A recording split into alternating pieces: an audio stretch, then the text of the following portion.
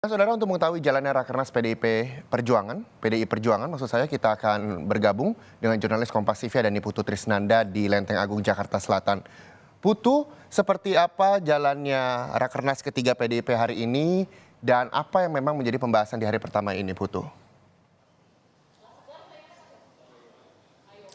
Ya, selamat petang atau selamat sore Reza dan juga saudara. Tentu yang menjadi pembahasan ini berkaitan dengan strategi dan wejangan-wejangan yang diberikan oleh Ketua Umum PDI Perjuangan Megawati Soekarno Putri dan tentu saja Presiden Joko Widodo yang juga merupakan salah satu kader terbaik dari PDI Perjuangan yang berhasil menduduki posisi presiden untuk 2 periode.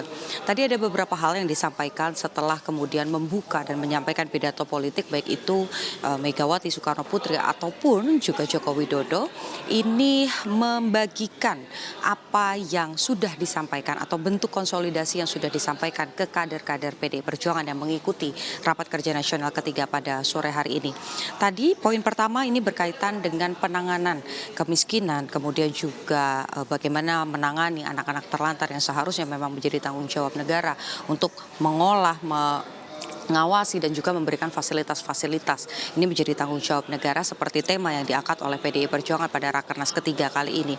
Tetapi juga yang menjadi penting berdasarkan pernyataan dari Presiden Joko Widodo adalah terkait dengan tantangan yang dihadapi oleh Indonesia. Berkaitan soal kemiskinan, tadi Presiden Joko Widodo menyampaikan bahwa saat ini angka kemiskinan ekstrim ini ada di angka 1,5%.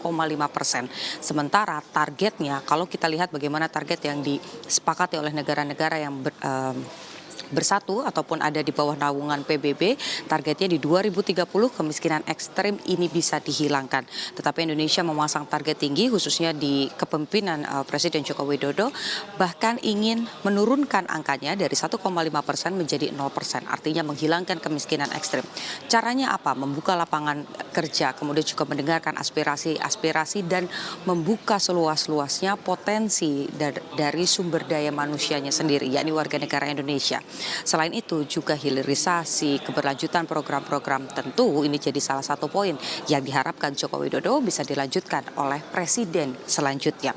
Tadi dalam Rakernas juga hadir bakal calon presiden yang diusung oleh PDI Perjuangan, yang Ganjar Pranowo, sempat menyampaikan pidato politik juga, tetapi lebih detailnya lagi apa pesan ataupun wejangan yang disampaikan oleh Ganjar nanti akan disampaikan pada konferensi pers sesaat lagi.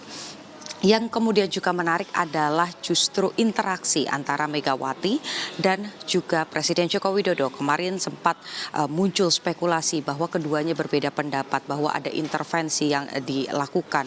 Tetapi tadi disampaikan secara tegas oleh Megawati Soekarno Putri bagaimana kemudian kehadiran Presiden Joko Widodo ini menjadi satu kebanggaan karena undangan dari Megawati Soekarno Putri ini dijawab dengan kehadiran Jokowi.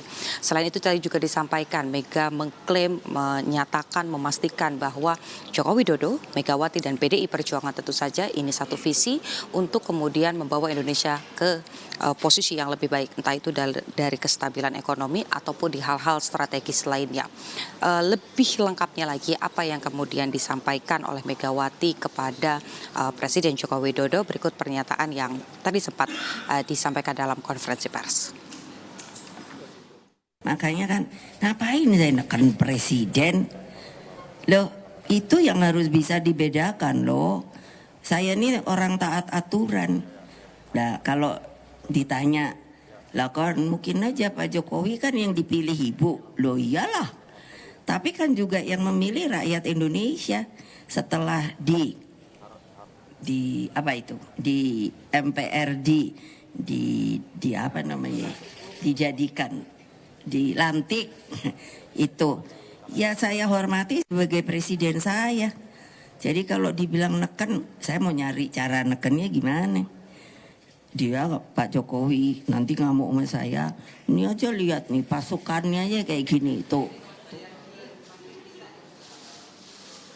Nah, Selain tadi yang sudah disampaikan, tidak ada upaya untuk menekan Presiden Joko Widodo atau melakukan intervensi.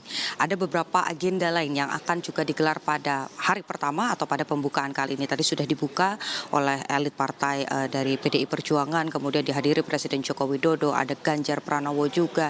Nanti setelah ini akan ada persidangan pertama yang agendanya adalah membahas strategi pemenangan untuk di pemilu 2024. Fokus PDI Perjuangan bukan hanya soal pemilihan presiden dan wakil presiden saja, tetapi juga pemilihan legislatif. Jadi nanti berapa target kursi yang akan dipasang, daerah mana yang nantinya akan meraup kantung-kantung suara, mana yang jadi concern, ini juga nanti akan dibahas dipimpin oleh Bambang Wuryanto sebagai Ketua Bapilu dari PDI Perjuangan. Kita nantikan apakah nanti Gibran Rakabuming Raka juga akan menyampaikan hal-hal strategis terkait penanganan kemiskinan dan juga anak terlantar. Agendanya akan dimulai nanti sore sampai dengan malam hari pukul 22.00 waktu Indonesia bagian Barat. Reza. Baik, terima kasih nih Putu Trisnanda melaporkan langsung dari Rakernas 3 PDI Perjuangan di Lenteng Agung, Jakarta Selatan. Selamat kembali bertugas, Putu. Kejutan-kejutan dari Sekjen PDIP yang sebelumnya sempat dikatakan ini juga menjadi rahasia dari PDI Perjuangan sendiri dan kita akan terus menantikan. Dan terkait dengan informasi selengkapnya tentang Rakernas PDI Perjuangan dapat Anda simak selengkapnya di www.kompas.tv.